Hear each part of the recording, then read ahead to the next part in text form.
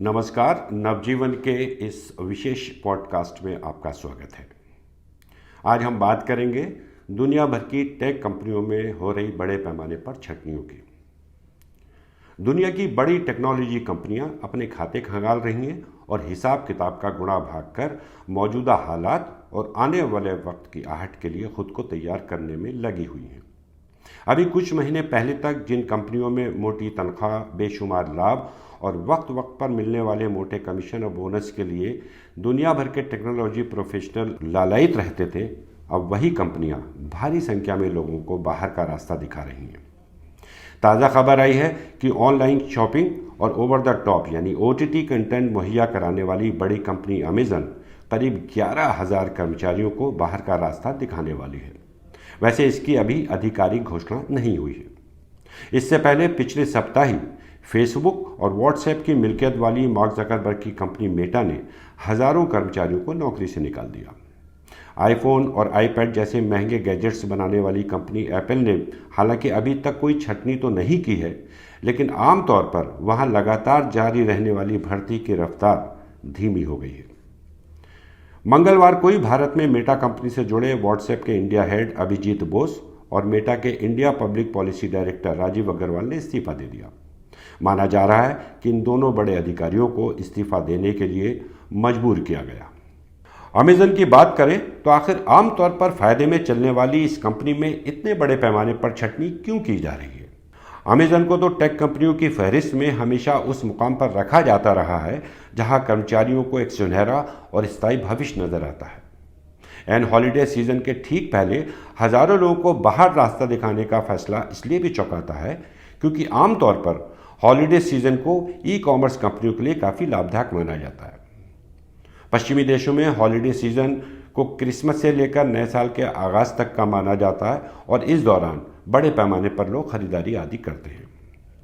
ऐसी संभावना जताई जा रही है कि अमेजन अपने डिवाइस सेक्शन में सबसे ज़्यादा छटनी करेगी क्योंकि पूरी दुनिया में मशहूर इसकी सबसे ज़्यादा बिकने वाली डिवाइस एलेक्सा की बिक्री में बड़े पैमाने पर कमी दर्ज की गई है। अभी हाल ही में मेटा और ट्विटर ने बड़े पैमाने पर लोगों को नौकरी से निकाला है। इन दोनों कंपनियों में छटनी का असर भारत में भी इनके कर्मचारियों पर पड़ा है। ट्विटर का तो लगभग पूरा इंडिया ऑफिस ही खाली सा हो गया है। वहीं मेटा यानी फेसबुक और व्हाट्सएप वाली कंपनी ने पूरी दुनिया में काम करने वाले अपने 13% कर्मचारियों को नौकरी से निकाल दिया, जिस संख्या करीब 11,000 है। एलन मस्क के ट्विटर टेकओवर के बाद तो वहाँ एक तरह भगदड़ का सा माहौल है। ट्विटर से अब तक करीब 50% लोगों को बाहर कर दिया गया है। भारत में कभी ट्विटर के दफ्तर में 300 लोग काम करते थे, अब वहाँ बामुश्किल 18-20 लोग ही बचे हैं और जो बचे हैं उन्हें भी हर वक्त आशंका है कि ना जाने कब विदाई का वक्त आ जाए।